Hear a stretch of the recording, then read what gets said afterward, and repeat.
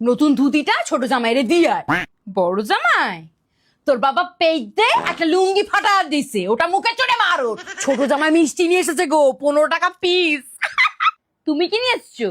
কালো বোঁদে। ছোট জামাই আরেক পিস নাও তো বাবা। না এরকম বললে হয় না বাবা, এক পিস নাও। আমাকে আর এক পিস।